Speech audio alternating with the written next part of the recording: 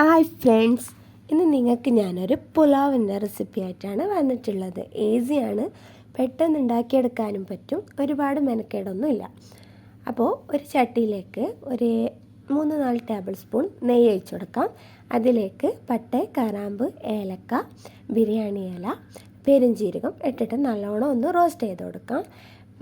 കുറച്ച് അണ്ടിപ്പരിപ്പും ഇട്ട് റോസ്റ്റ് ചെയ്യാം. പിന്നെ ഒരു ഉള്ളി, പച്ചമുളക്, ഇഞ്ചി വെളുത്തുള്ളി പേസ്റ്റ് ഇട്ടിട്ട് നല്ലോണം ഒന്ന് റോസ്റ്റ് ചെയ്യാം. ഇതിൽ പച്ചമുളക് മാത്രമേ ഇടുന്നുള്ളൂ. അപ്പോൾ നിങ്ങൾക്ക് എത്ര എരിവാണോ അതിനനുസരിച്ചിട്ടുള്ള പച്ചമുളക് ഇടാം. കാരണം മുളകും പൊടിയൊന്നും ഞങ്ങൾ ഇടുന്നില്ല. പിന്നെ അത് നല്ലോണം ഒന്ന് റോസ്റ്റായി വരുമ്പോൾ അതിലേക്ക് ചെട്ട്, ക്യാരറ്റ്, ഉരുളക്കിഴങ്ങ് ഇട്ടിട്ട് നല്ലോണം ഒന്ന് മിക്സ് ചെയ്ത് കൊടുക്കാം. അത് ഏകദേശം പച്ചമണക്കൊന്ന് മാറി വരുമ്പോൾ കഴുകി വെച്ചിരിക്കുന്ന അരിയെ അതിലേക്ക് ഇട്ടിട്ട് നല്ലോണം ഒന്ന് മിക്സ് ചെയ്ത് കൊടുക്കാം. അതിലേക്ക് പിന്നെ അതിൻ്റെ അരിൻ്റെ വെള്ളമൊക്കെ ഒന്ന് വറ്റി കിട്ടണം. അതിലേക്ക് പിന്നെ ഞങ്ങൾ തിളപ്പിച്ച് വെച്ചിരിക്കുന്ന വെള്ളം ഒഴിച്ചു കൊടുക്കാം. അരിൻ്റെ കുറച്ച് മേൽഭാഗത്ത് വെള്ളം നിൽക്കുന്നത് പോലെ വെള്ളം ഒഴിച്ചു കൊടുക്കണം. വെള്ളം ഒഴിച്ച് കൊടുത്തിട്ട് ആവശ്യത്തിനുള്ള ഉപ്പും ഇട്ട് കൊടുത്തിട്ട് നല്ലോണം ഒന്ന് ഇളക്കിയിട്ട് നമുക്ക് വേഗം വെക്കാം. ഒരു 20-25 മിനിറ്റോളം വേവിക്കണം.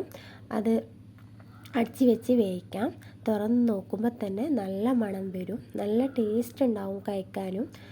അതിന് നമുക്ക് കച്ചമ്പറോ ഇല്ലെങ്കിൽ വെറും വപ്പടം ഉണ്ടെങ്കിലും കഴിക്കാൻ പറ്റും. അത്രയ്ക്കും ടേസ്റ്റാണ്. ഉരുളക്കിഴങ്ങും ഒക്കെ നല്ലോണം വെന്തിട്ടുണ്ട്. എല്ലാം നല്ല വെന്ത് ചോറൊന്നും ഒട്ടാതെ ഉണ്ട് കേട്ടോ. നോക്കിക്കേ നിങ്ങൾ, ഒട്ടാതെ ഉണ്ട്. അപ്പോൾ വെറും വപ്പടം ഉണ്ടെങ്കിലും ഇത് കൂട്ടി കഴിക്കാം. കച്ചമ്പറ ഉണ്ടെങ്കിൽ ഇനിയും ടേസ്റ്റ് ഉണ്ടാവും. അപ്പോൾ തീർച്ചയായിട്ടും എല്ലാവരും ട്രൈ ചെയ്ത് നോക്കണേ. നിങ്ങളെ മക്കൾക്കൊക്കെ ലഞ്ച് ബോക്സിൽ ആക്കി കൊടുക്കാൻ പറ്റുന്ന ഈസി ആയിട്ടുള്ള പെട്ടെന്ന് ഉണ്ടാക്കിയെടുക്കാൻ പറ്റുന്ന ഒരു റെസിപ്പിയാണ്.